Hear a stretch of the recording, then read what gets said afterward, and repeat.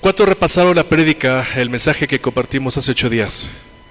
Si no lo repasaron, vamos a ver rápidamente esta mañana un poquito para tratar de terminar, porque la verdad es que es un tema bastante extenso y con mucho que aprender, pero sobre todo mucho que poner en práctica. Así que me voy a tomar el tiempo para tratar de que no me regañe la señorita productora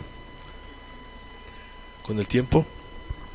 Y bueno, el vestido del creyente parte 2. Si recuerdan, hace 8 días estábamos viendo que tenemos una nueva identidad, que somos escogidos, que somos santos y que somos amados. Y espero que haya impactado en tu corazón esta palabra de escogido. Significa que de todo lo que hay en el mundo, el Señor puso sus ojos en ti y te escogió para sacarte de esa pudredumbre, porque tiene un propósito en mente.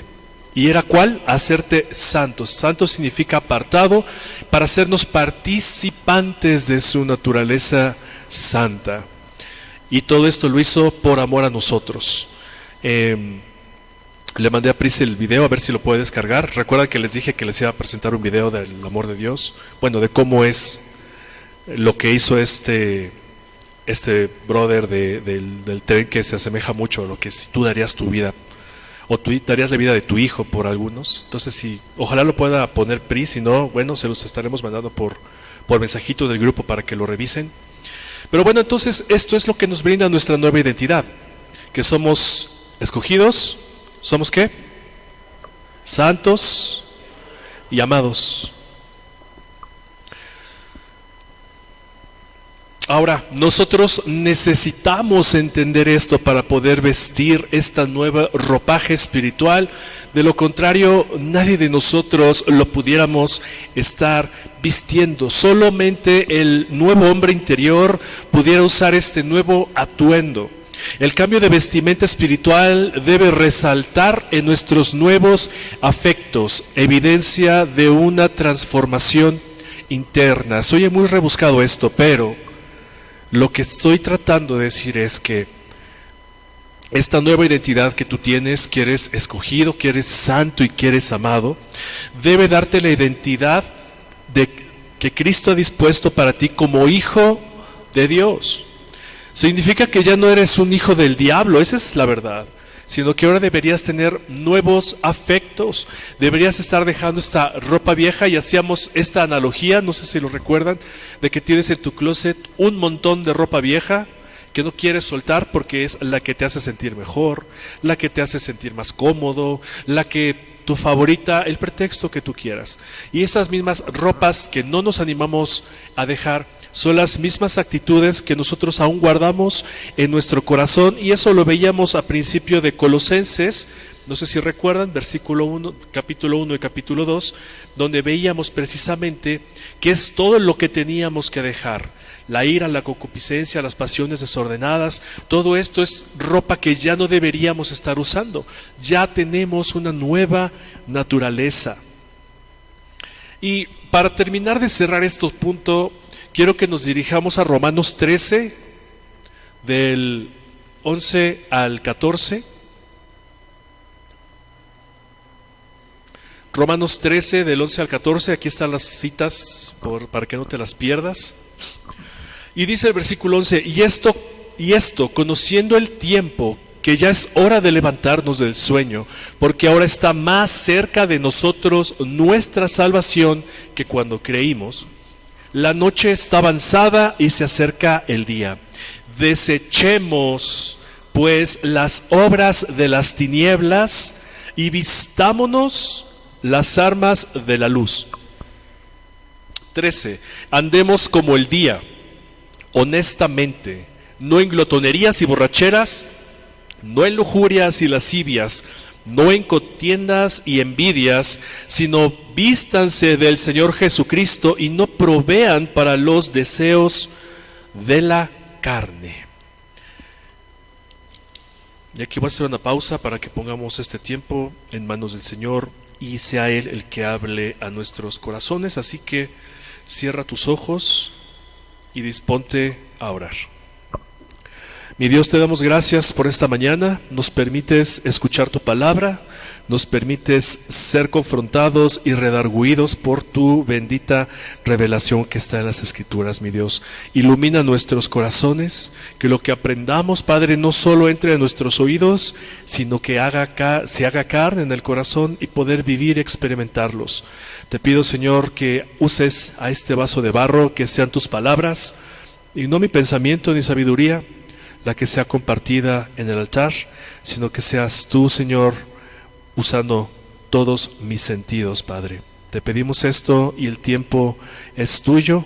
Haz como tú quieras, Espíritu Santo, porque todo te pertenece. En el nombre de Jesús, amén y amén. Así que lo que estamos leyendo aquí en Romanos 11:14 es algo que ya no tenemos que estar haciendo. Ya tenemos que estar dejando atrás las obras de las tinieblas y vestirnos ¿de qué? De las armaduras de las armas de la luz. Vestirnos como el Señor Jesucristo y no proveáis, dice Romanos, para los deseos de la carne. Es decir, dice también la palabra que si tu mano te es ocasión de pecar, córtala de ti. Que es mejor entrar al reino de los cielos manco o tuerto que perder tu vida en el lago de fuego. Y lo que está diciendo Pablo en estos versículos es: todo aquello que te es ocasión de pecar, deséchalo de ti, sácalo de ti. No lo necesitas. No estés proveyendo para que tu carne se fortalezca otra vez y empieces a llenar tu guardarropa de tantas cosas que no te sirven, porque ya no eres tú. Si realmente has nacido de nuevo, ya no eres tú. Ya no te quedan estas ropas viejas que te hacen sentir cómodo, pero que solo te incitan a pecar. Tenemos que desechar esto, mis hermanos. Ya no podemos seguir viviendo de la misma manera. Lo leímos al principio del versículo 11. Dice: porque ahora está más cerca de nosotros nuestra salvación que cuando creímos. La venida del Señor cada día está más cerca y debemos perseverar en la fe del Hijo de Dios, porque a final de cuentas tú y yo somos parte de su iglesia, una novia, y Él viene por una iglesia santa, pura y sin mancha. Así que procuremos presentarnos delante de Él limpios, sin nada de qué avergonzarnos. Que no nos encuentre el Señor vistiendo ropas viejas, que no nos encuentre el Señor proveyendo para los deseos de la carne, sino que nos encuentre en este proceso de santidad, tratando de parecernos más a Jesucristo. Efesios 4:22 al 24 dice que en cuanto a la pasada manera de vivir, despójense del viejo hombre que está viciado conforme a los deseos engañosos, y renuévense en el espíritu de vuestra mente, y vístanse del nuevo hombre, creado según Dios en la justicia y santidad de la verdad. Pablo una vez más aquí nos está diciendo: tienes una nueva naturaleza, vístete ya no como el pordiosero que eras antes, que se ponía lo primero que encontraba, que cargaba esos pecados: lujuria, lascivia, iras, contiendas, pecados sexuales, malos deseos, pensamientos, yo no sé. Dice Pablo: ya deja esto atrás, eso ya no debe estar en tu guardarropa, sino renueva tu entendimiento, el espíritu de vuestra mente, y vístete del nuevo hombre. Si tú no hubieras entendido que eres escogido, santo y amado, no podrías vestirte del nuevo hombre. Simplemente no es posible, porque esto es un traje hecho a la medida. Y hasta que tú no decidas botar todo eso, es que te vas a poder vestir espiritualmente con estos nuevos ropajes. El mismo versículo, Efesios 4:22, en la Nueva Traducción Viviente, dice: pónganse la nueva naturaleza creada para ser a la semejanza de Dios. Y si recuerdan, hace 8 días veíamos que la palabra santo no solo significa ser apartado, sino que Dios nos comparte de su misma naturaleza, semejante a su santidad. Así que no podemos seguir vistiendo lo mismo. Es tiempo de dejar todo aquello que no nos queda. Y ahora sí entremos directamente al versículo de qué es lo que tenemos que estar vistiendo. Si entonces tenemos que dejar todo esto y ya sé cuál es mi nueva talla, o ya sé cuál es mi nueva identidad, que soy escogido, santo y amado, ¿cómo deben lucir esas nuevas ropas que tengo que utilizar? Así que igual esta mañana vamos a estar moviéndonos de un lado a otro a la Escritura. Y acompáñenme ahora sí a leer Colosenses 3:12. Y dice: vístanse pues como escogidos de Dios, santos y amados, de entrañable misericordia, de benignidad, de humildad, de mansedumbre, de paciencia, verso 13, soportándose unos a otros y perdonándose unos a otros si alguno tuviere queja contra otro. De la manera que Cristo los perdonó, así también hacedlo vosotros. Y sobre todas estas cosas, vístanse de amor, que es el vínculo perfecto. Estas son las nuevas ropas espirituales, por decirlo de alguna manera, que tú y yo, si somos hijos de Dios, deberíamos estar vistiendo. Y hace 8 días les hacía esta pregunta, que es ofensiva, pero mi afán no era ofender a nadie. Y les decía: si tú no te sientes ni escogido, ni santo, ni amado, pregúntate si realmente has creído en el Evangelio. Y espero que algunos de ustedes hayan podido hacer un examen de conciencia y una reflexión al respecto. De lo contrario, mis hermanos, esto que estamos leyendo aquí no lo vas a poder producir tú. Esa es la verdad. Nosotros no somos capaces de producir algo, un cambio en nosotros. Y veíamos en las casas de estudio que es muy cómodo para nosotros hacernos irresponsables y echar la culpa a nuestra tradición familiar o a la costumbre o a la cultura de nuestro seno familiar. Es decir, que si el hombre es áspero con su esposa y la mujer le reclama: ¿por qué no tienes una caricia conmigo? El hombre simplemente dice: es que mi papá es así, mi mamá es así, toda mi familia es fría, ya lo sabes, no tienes por qué decirme nada, tú me conociste así. Pero estamos aprendiendo que si nosotros hemos nacido de nuevo, tenemos una nueva naturaleza, eso ya no es un pretexto. Porque todo eso que tú traías en tu bagaje cultural se ha sido desechado y ha sido echado al fuego. No debes de vestirlo más, porque tu nueva naturaleza te permite tener nuevos afectos. Y esos nuevos afectos no los puedes producir tú, no los puedo producir yo, los debe producir el Espíritu Santo morando en nosotros. Podemos ir, sí, claro, a un psicólogo y decir: tengo estos problemas, y el psicólogo lo único que va a decirte es que tú tienes la solución a todo, solo tienes que darte cuenta. Pero la verdad es que no. Si tú te empeñas en producir en ti, por ejemplo, misericordia o humildad o mansedumbre o paciencia, honestamente no lo vas a lograr tú. Porque tu naturaleza es caída, es corrupta y siempre está buscando satisfacerse a sí mismo. Ahora quiero que notemos algo en este versículo. Empieza diciendo el 12: vestíos, o en otras versiones, vístanse. Hemos encontrado en la Escritura que tenemos los indicativos de Dios y los imperativos de Dios. Y mis hermanos, es un imperativo. Imperativo no es otra cosa que un mandato, que una orden, que lo tienes que hacer. Así que Pablo dice aquí: vístanse. No está sugiriendo, no está diciendo: si quieres vístete, si quieres ponte, si te acomoda está bien. No, mis hermanos, está diciendo: vístanse. Es una orden. ¿Por qué? Y si nos brincamos lo que se encuentra en medio de las comas, podemos decir: vístanse de entrañable misericordia. Pero si tú no eres ni escogido, ni santo, ni amado, no vas a poder vestirte nunca de entrañable misericordia. Tú no la puedes producir. Ahora vamos a estudiar estas palabras Y las vamos a agrupar de esta forma. Vamos a agrupar entrañable misericordia con benignidad. Vamos a agrupar humildad con mansedumbre. Y la última vamos a agruparla en soportándonos unos a otros y perdonándonos. Paciencia, perdón, con soportarse y perdonarse. Lo vamos a ir estudiando así. ¿Por qué? Porque lo primero, lo que tenemos del lado izquierdo de esta pequeña lista que se está mostrando aquí, esas tres son tres condiciones internas que el Señor genera en nosotros.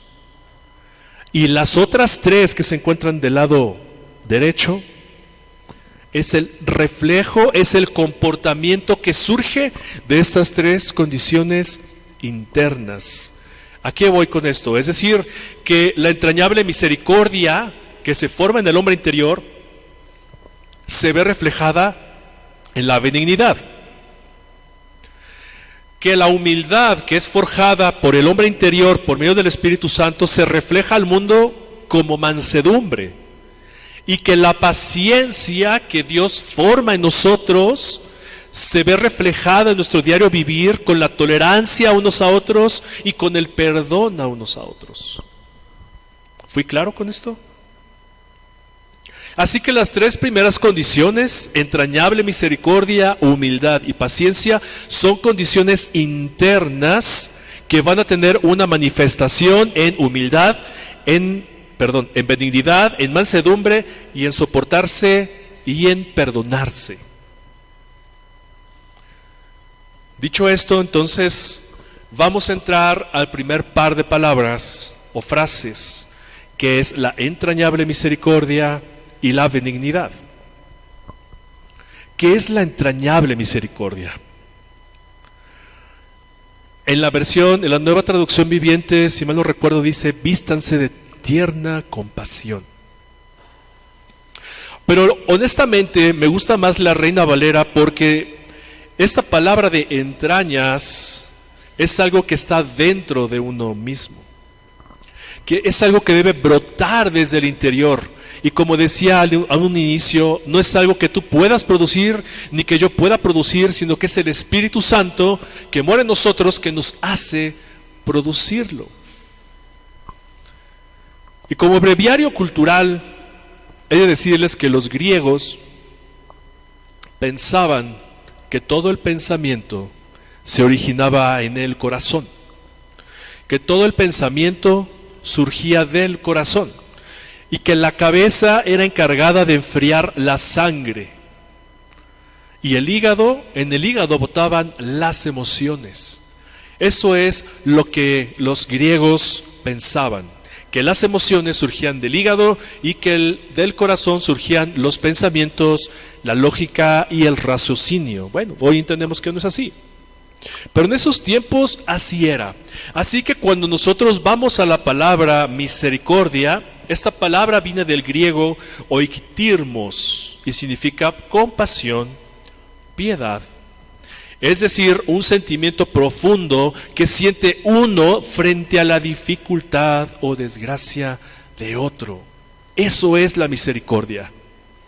Pero quiero que sí noten aquí que cuando la ponemos entrañable misericordia, es una misericordia no fingida, es una misericordia que realmente brota de ti, que la forma el hombre interior, tu nueva naturaleza, que es el Espíritu Santo, es el que te hace sentir misericordia por los demás cuando una persona se encuentra en dificultad o se encuentra en desgracia. Te voy a poner un ejemplo muy burdo. Cuando estabas en la secundaria o en la prepa y te gustaba la persona que te gustaba, pues sí, venía la persona que te gustaba, ¿no sentías como maripositas en el estómago? Es así, híjole, ahí viene el chico o la chica que me gusta.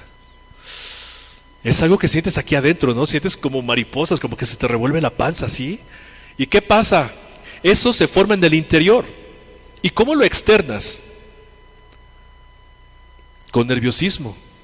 Y si llegaba el galán y se te paraba a ti, mujer, y te decía: hola chiquita, ¿cómo estás? Ustedes, como Bambi, ¿no? ¿No tiemblan las piernitas? O los hombres igual, cuando se acercaba la chica que te gustaba y pasaba junto a ti y te hacía hola, tú, oh por Dios, sentías que te iba a dar un paro. Bueno, eso es para ilustrar que precisamente la entrañable misericordia es algo que surge de adentro, es algo que te mueve para hacer algo al respecto. Sea entonces que esta condición de misericordia que surge dentro de nosotros, desde nuestras entrañas, debe verse reflejado en nuestro comportamiento externo. Y la manifestación de esta entrañable misericordia o de la tierna compasión se traduce en benignidad. Nuevamente, haciendo alusión, cuando veías al chico o a la chica que te gustaba y sentías mariposas en el estómago, la manifestación de esa sensación era que te ponías nervioso y hablabas incoherencias. De la misma manera, cuando nosotros tenemos esta entrañable misericordia, ¿cómo se va a reflejar esta misericordia? Es a través de la benignidad. Entonces, ¿qué es la benignidad? La benignidad viene del griego krestotes y significa bueno, bondad, rectitud, bondad moral, integridad. Propiamente aprovechar bien ajustado para su uso una bondad que también es servicial, es decir, buenas acciones. Y te pones al servicio de los demás. Eso es la benignidad. Si entonces me van siguiendo, entendemos que la entrañable misericordia es algo que tenemos que usar todos los días, que ni tú ni yo podemos producir, sino que la produce el Espíritu Santo dentro de nosotros. Y esa misericordia que el Señor está formando en nosotros se traduce hacia afuera en benignidad, en buenas acciones, en estar al servicio. Hoy, quizás tomando este ejemplo, que nuestro hermano Tito está en el hospital. A mí realmente me provoca misericordia, quisiera estar con él. Y yo sé que no muchos otros también. Y si no ven aquí a esos otros, es porque están siendo benignos. Sienten misericordia por él. Y la forma de reflejar esa misericordia es ponerse a su servicio. Y ahorita están con él, orando por él, hablándole, para que sea confirmada su fe en el Señor. ¿Cuántas veces tú has sentido misericordia por alguien y no haces nada? ¿Cuántas veces has sentido tierna compasión por alguien y no haces nada? Y el domingo, mis hermanos, el sábado en Varones, estábamos platicando del liderazgo y les comentaba que la Biblia, todo el Nuevo Testamento principalmente, está lleno de los unos a los otros. El Evangelio, lo hemos dicho aquí, el Evangelio siempre es para los demás. El Evangelio es algo que obra en mí, pero que los que se benefician de la transformación del Evangelio en mi vida es mi prójimo. No sirve de nada, mis hermanos, que tú tengas y sientas compasión, tierna compasión, que tengas una entrañable misericordia, si no haces nada. ¿Me van siguiendo? ¿Voy bien hasta acá?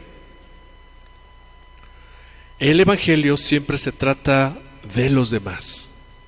Si tú has nacido de nuevo, tu nuevo carácter, tu nueva naturaleza, tus nuevos afectos, claro, son para ti. Pero quien los aprovecha y quien se beneficia de eso son tus hermanos. Voltea a ver a las personas que están junto a ti. Voltea a ver a los que están atrás y adelante de ti.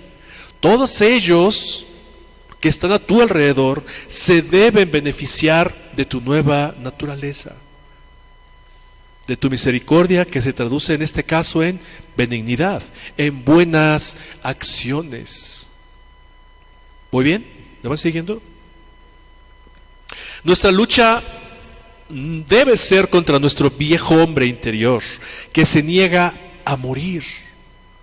Y leíamos al principio en Romanos 13:14, dice: vístanse del Señor Jesucristo y no provean para los deseos de su carne.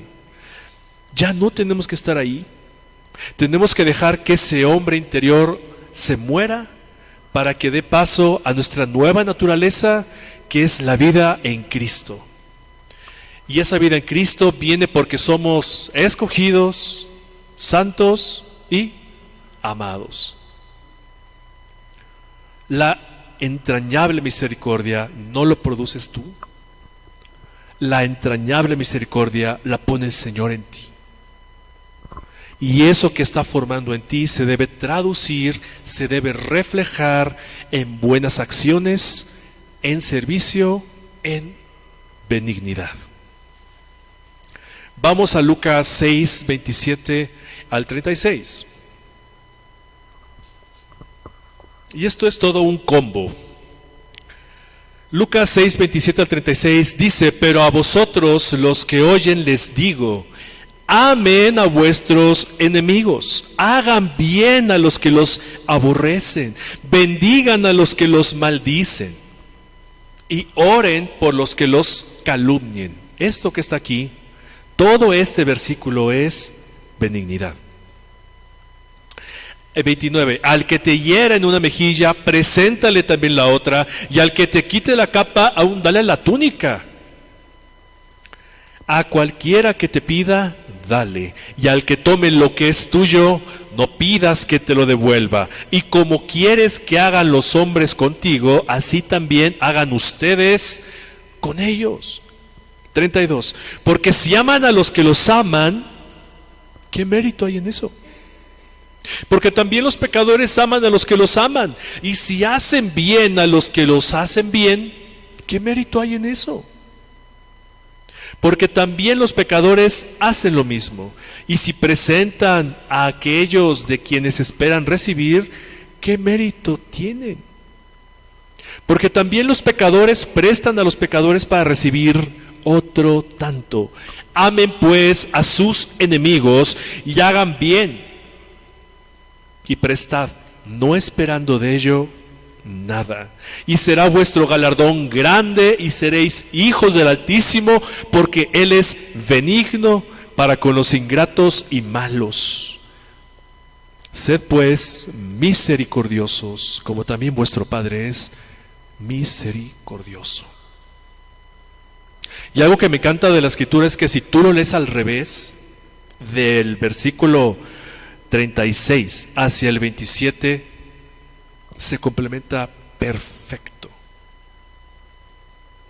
Si lo quisiéramos leer al revés, diría: ustedes deben ser misericordiosos porque vuestro Padre es misericordioso y se muestra benigno para con todos, y como Él es benigno, tú debes hacer todo esto. Y lo que acabamos de leer en Lucas 6. ¿Me van siguiendo?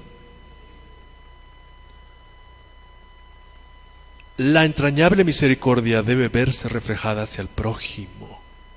No te la puedes quedar tú. No te la puedes quedar tú. Imaginen que Jesús hubiera ido caminando, ve al paralítico y dice: yo sé que lo puedo sanar, pero... y me duele verlo ahí, pero... y se fuera. Imagínense. Sé que lo que estoy diciendo es una herejía, porque evidentemente no fue eso. Pero tú tampoco te puedes quedar ya con los pies en el lugar donde estás y con los brazos cruzados. Si el Señor te ha puesto algo en el corazón, esa misericordia, esa compasión, tienes que actuar.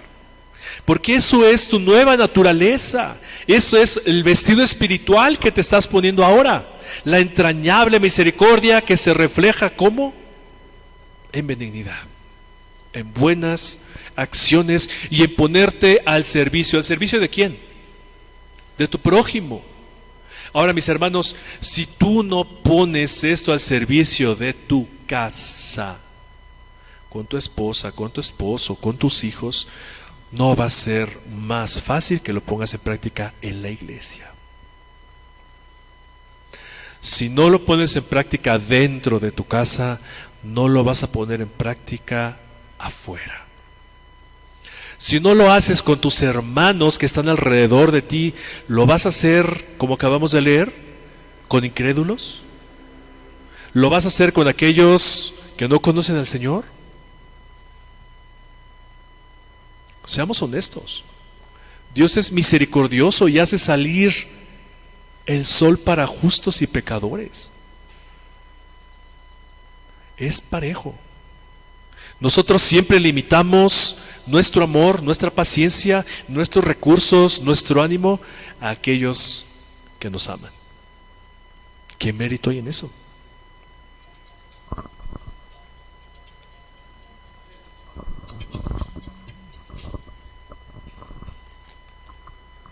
Entonces, mis hermanos,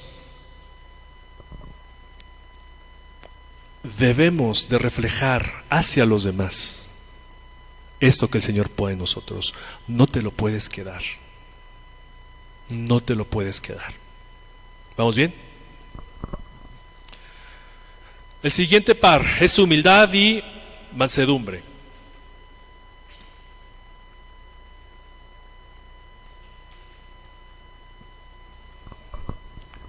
Una vez más vemos la condición interna que debe reflejarse en el comportamiento externo. Estos van de la mano. La humildad en este caso es la condición interna, lo que el Señor forma en ti y debe verse reflejado en mansedumbre. La mansedumbre es el comportamiento externo. Así que, ¿qué es entonces la humildad? La humildad viene del griego tapeinofrosune y significa humildad mental, una moderación que se regula mediante una perspectiva interna, reducción del orgullo humano, autogobierno. Para los creyentes, vivir en dependencia total del Señor, es decir, sin confiar en uno mismo, en la carne. Wow. Todo el mundo parece que entendemos la humildad. Y la verdad es que la humildad es algo que es bien difícil de obtener. Es bien difícil muchas veces si nosotros hemos estado acostumbrados a ser siempre orgullosos. Me gustó mucho la definición de humildad con esta parte, por eso la subrayé, no sé si aquí lo hice, pero sí, es reducción del orgullo humano, autogobierno. Eso es la humildad. Y que no debes de confiar en ti, sino que debes de confiar en el Señor Jesús. Y esa confianza en el Señor Jesús no la provocas tú, no la provoco yo. ¿Quién la provoca? El Espíritu Santo que mora dentro de nosotros. Vamos a Romanos 12:3, por favor. Romanos 12:3 dice: digo pues, por la gracia que me es dada, a cada cual que está entre vosotros, que no tenga más alto concepto de sí que el que debe tener, sino que piense de sí con cordura, conforme a la medida de fe que Dios repartió a cada uno. No pienses que vales más que los demás. Si algo he aprendido a lo largo de mi vida, dos de las cosas más difíciles de poder lograr en tus propias fuerzas es dejar el orgullo y la otra es tener paciencia. Yo no he escuchado, para serte honesto, a una sola persona que llegue conmigo y que me diga: ayúdame a orar por que ya no tenga orgullo. Es regularmente, tú siempre le pides a tus hermanos, a tu pastor, a quien tú quieras: ay, es que me falta paciencia. Es que me falta paciencia. Creo que es de lo que más adolecemos, ¿cierto? La paciencia. Es que mi hijo me hace perder la paciencia. Es que mi esposo, mi esposa me hace perder la paciencia. Es que en mi trabajo me hace perder la paciencia. Y regularmente tratamos de pedir paciencia. Y no escuché a una persona que diga: ayúdame a orar para que el Señor doblegue mi orgullo. Es algo de lo más difícil. Reconocer que eres orgulloso, y cuando el orgullo se mete en tu corazón y crea estas raíces tan profundas, es más complicado todavía de arrancar de raíz. Basta que dejes un resquicio de la raíz del orgullo para que vuelva a brotar ese árbol. Filipenses 2:3 dice: nada hagan por contienda o por vanagloria, antes bien con humildad, estimando cada uno a los demás como superiores a sí mismo. Eso es humildad. Que debes estimar a los demás de una manera superior, pero tú tampoco te debes de considerar superiores a ellos, sino que cada quien tiene su posición, cada quien tiene su lugar. Siendo hijos de Dios, tenemos que ser humildes. Si tú peleas con tu orgullo, pídele al Señor que te lo doblegue. Busca al Señor en oración y dile: Señor, soy orgulloso, por favor, ayúdame a quitarme este orgullo. Y hazme humilde de corazón. Hay una muy dura advertencia en Proverbios 16:18 sobre el orgullo. Y yo te voy a leer la nueva Biblia, la Biblia de las Américas, porque me parece aún más clara. Y así dice Proverbios 16:18 en la Biblia de las Américas: delante de la destrucción va el orgullo, y delante de la caída la altivez de espíritu. Yo no sé si has hecho introspección de tu vida pasada sobre tu orgullo. ¿Qué te ha hecho hacer el orgullo? ¿Y qué te ha llevado a perder el orgullo?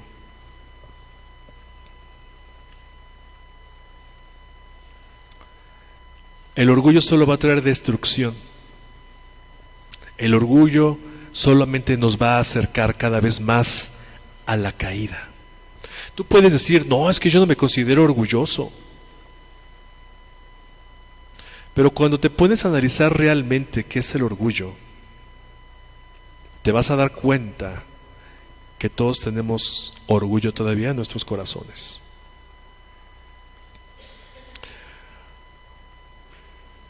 Por ejemplo, tú estás esperando que te marque tu esposo, tu esposa, a tal hora, y no te marca. O estás esperando que te marque un familiar por alguna razón, la que tú quieras, y no te marca. ¿Qué es lo que dices? Yo no le voy a marcar. Me dijo que esa persona me iba a marcar a mí. No, ella dijo que me iba a marcar, que me marque ella. ¿Yo por qué le voy a marcar? Analízalo bien. Y así de burdo como suena, es orgullo. Porque si realmente te interesa esa persona, le vas a marcar. Y eso es humildad. Y ya lo acabamos de ver, la misericordia se debe traducir en buenas acciones. Debes de ponerte al servicio de los demás. Así que la humildad se debe reflejar en mansedumbre. ¿Qué es la mansedumbre? Viene del griego praotes y significa suavidad, amabilidad. Propiamente la mansedumbre que se logra al demostrar la combinación correcta de fuerza y reserva, es decir, delicadeza. Estas dos palabras tienen que ir juntas siempre. La humildad se debe reflejar en mansedumbre. ¿Cuántas veces no hemos escuchado, si has ido a la Marquesa o has ido al Valle del Potrero, del Conejo, donde quieras, donde puedes montar un caballo o un pony, que te dice, tú dices, ¿y no me va a tirar? No, joven, es bien mansito. ¿Y tú qué entiendes por manso? Pues que es dócil, que se deja llevar, que se deja guiar, que no va a ser su voluntad. Ahora entonces, ¿qué es la mansedumbre en uno mismo? Y quiero tomar este ejemplo del caballo, porque fíjate que dice que la mansedumbre es la combinación correcta de fuerza y reserva. ¿Un caballo es fuerte? Les pregunto. ¿Un caballo corre más que tú? ¿Un caballo soporta cargas más pesadas que tú? Un caballo tiene la fuerza para arrastrarte si él quisiera. Tiene la fuerza para recorrer grandes distancias cargando gran peso. Tiene la fuerza para liberarse del arnés y de las bridas y de las riendas y del freno.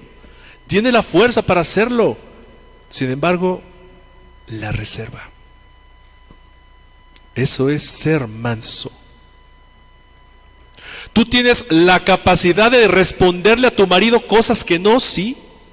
Tú tienes la capacidad de gritarle a tus hijos, sí.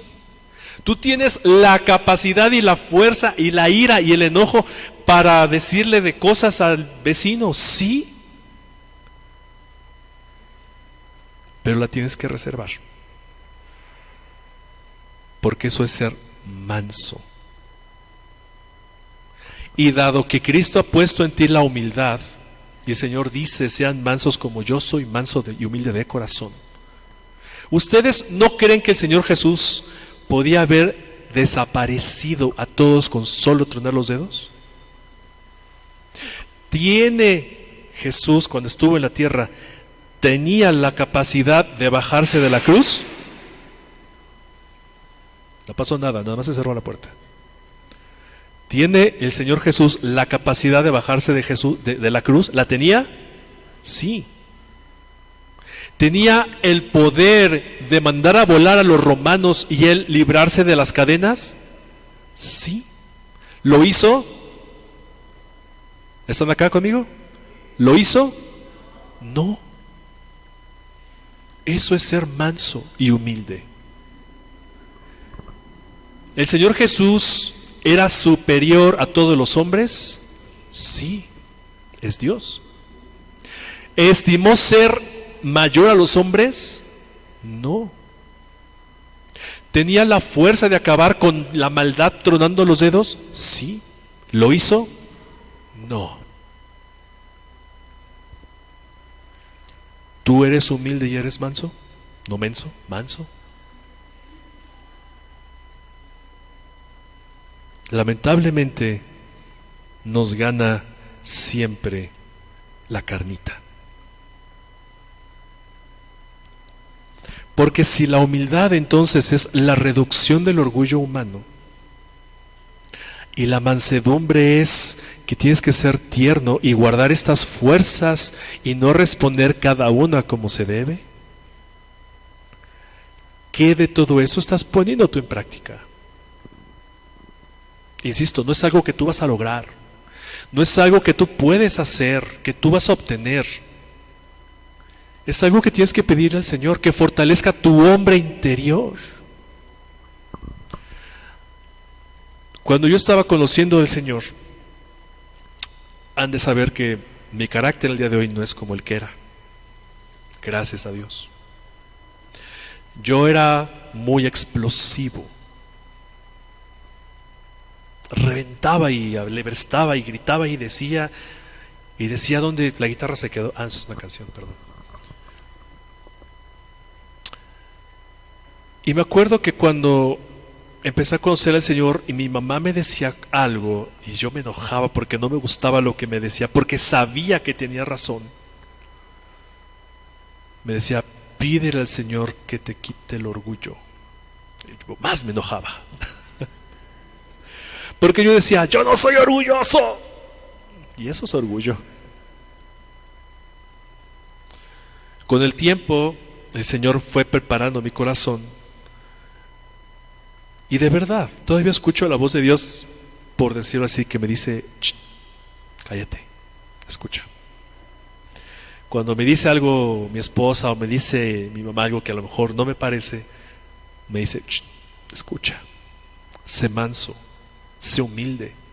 La persona que no es humilde no está dispuesto a escuchar a los demás. La persona que no es manso ni siquiera está dispuesto a obedecer a los demás.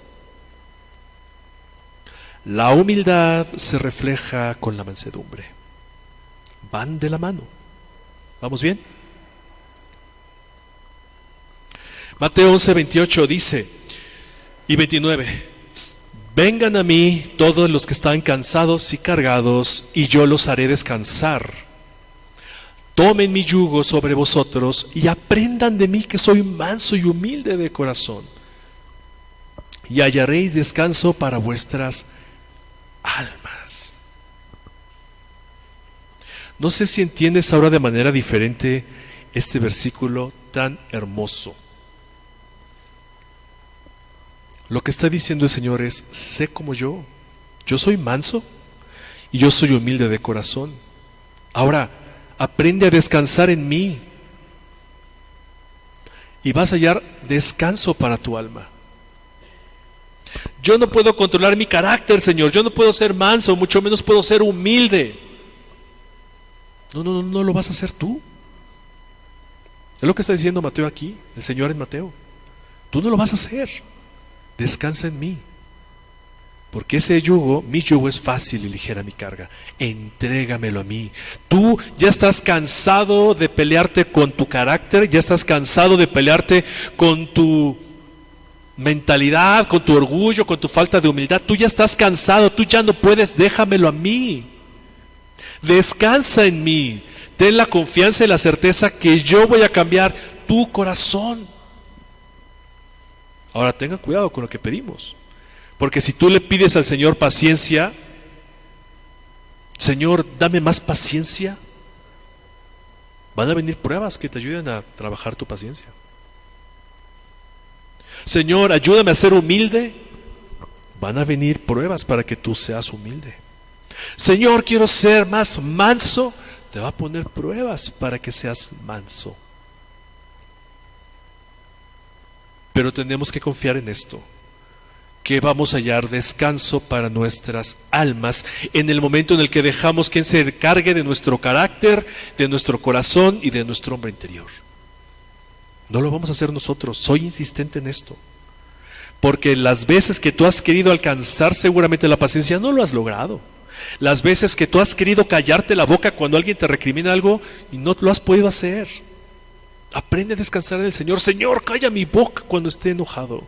Señor, dame paciencia cuando tenga delante de mí una persona que me exaspera. Señor, hazme manso para poder obedecer a mis autoridades. Esas son las vestiduras que tenemos que estar usando hoy. Te vas a beneficiar tú, por supuesto, pero quien más se va a beneficiar son los otros, es el prójimo. Son los más beneficiados. De tal forma tú debes vestir estas nuevas ropas espirituales que aquellos que no conocen del Evangelio digan, wow, ¿qué pasó? Esta persona era orgullosa, esta persona era rebelde, siempre contestaba. Hoy para todo me dice, sí Señor, hoy no me respondió nada. De tal forma que nuestro cambio se refleje en los demás y puedan decir, yo quiero eso que tú tienes. Que se nos acerquen y digan, ¿qué hiciste? Recomiéndame a tu psicólogo. Y tú le digas, sí, aquí está, te lo presento, se llama Jesús. ¿No sería hermoso? ¿No sería precioso que la gente te diga, ¿qué hiciste? ¿Ya no me respondes? ¿Ya no zapateas? Y digas, el Señor ha cambiado mi vida. Se la entregué, te invito a que hagas lo mismo. Vamos a conocerlo juntos. Por ahí dicen que muchas personas, probablemente la única Biblia que abran es tu vida. Quizás la única Biblia que las demás personas van a conocer es tu vida. ¿Cuánto de esto estás formando en ti? ¿Cuánto de esto estás atesorando? ¿Cuánto de esto estás amando? ¿Y cuánto de esto que tú has aprendido refleja a Cristo en tu vida? Todo se trata de Cristo. Aprende a tener una relación con Cristo en oración, a través del estudio de su palabra, teniendo esa comunión. para que tu carácter sea transformado y puedas vestir estas ropas espirituales. Efesios 4:2 dice: con toda humildad y mansedumbre, sopórtense con paciencia los unos a los otros en amor. Dos palabras que ya vimos. La humildad y la mansedumbre. El resultado de esto es que tú vas a tener paciencia para soportar a tu prójimo.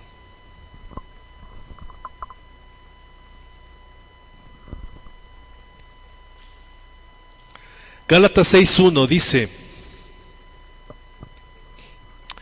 hermanos, si alguno fuere sorprendido en alguna falta, vosotros que sois espirituales, restáurenle con espíritu de ¿qué? De mansedumbre, considerándote a ti mismo, no sea que tú también seas tentado. Considerándote a ti mismo, esto es sinónimo de humildad.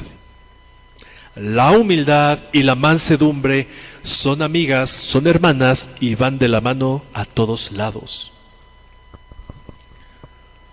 Y en este versículo encontramos que los más beneficiados, insisto, de que tú vistas estas ropas espirituales son los demás.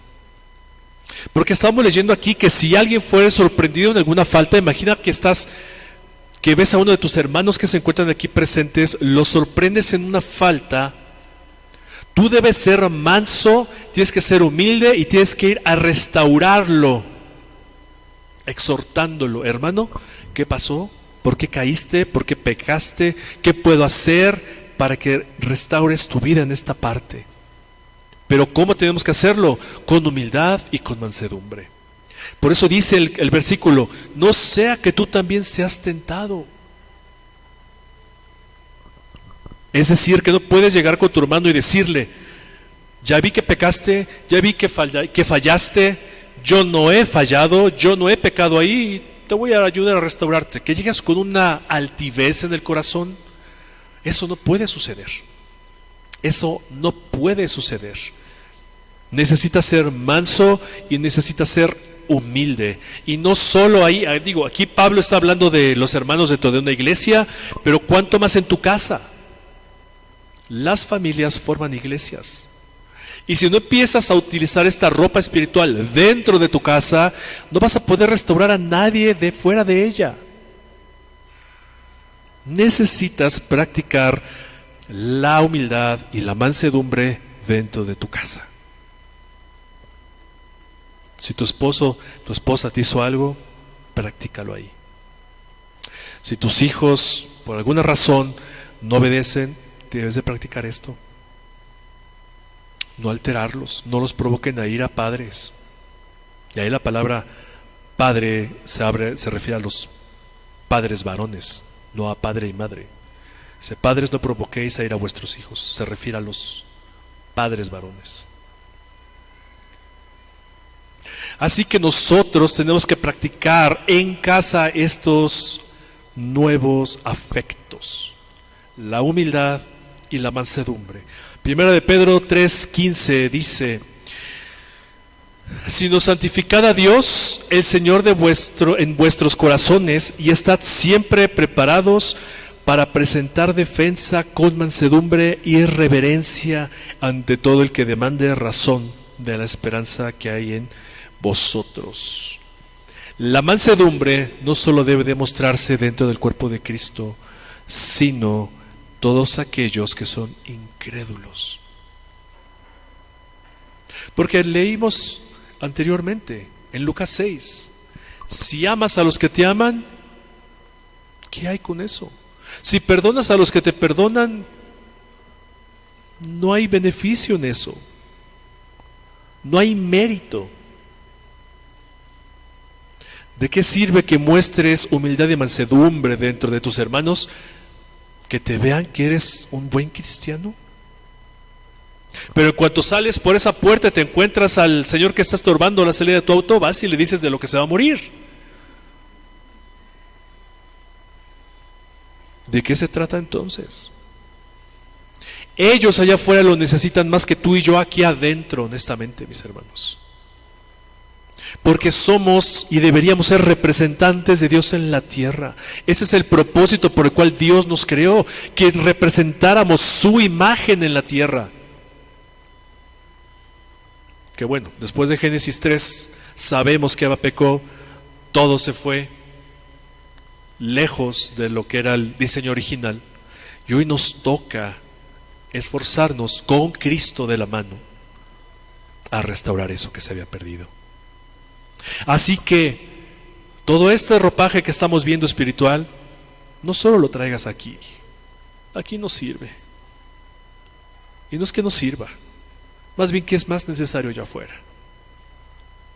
Que allá afuera se vea reflejada tu mansedumbre, tu humildad, tu misericordia y tu benignidad. Allá afuera lo necesitas más que yo o que tus hermanos. ¿Son necesarios? Sí. Pero allá afuera necesitamos ir por esas almas que no conocen al Señor y que cuando vean tu vida digan: yo quiero eso que tú tienes. Yo quiero eso que se está formando en ti. Voy a detenerme hasta acá. Nos queda la paciencia y soportarnos y tolerarnos. Primera, por tiempo, y segundo, porque hay que ahondar más todavía en estas tres palabras: paciencia, tolerancia y perdón. Hay que tomar mucho tiempo para estudiar eso. Quería presentarles el video. ¿Se acuerdan que les dije del video, verdad? Se los mandamos ¿no? Lo mandamos se los ponemos en el chat para que lo vean. Del amor de Dios, así es el amor de Dios. Y quiero que esta mañana nos vayamos con esto.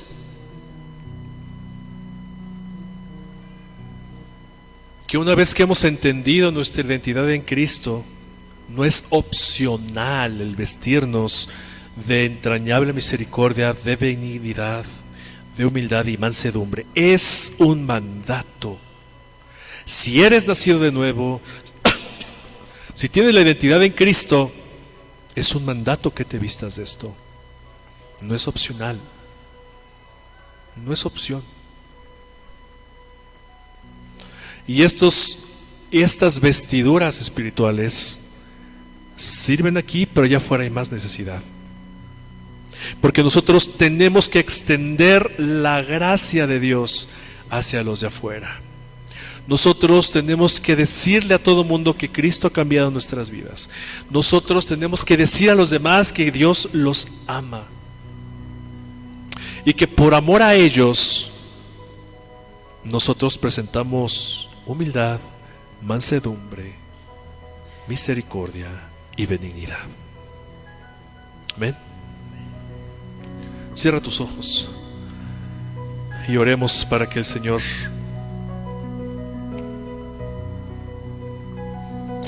cambie nuestro carácter.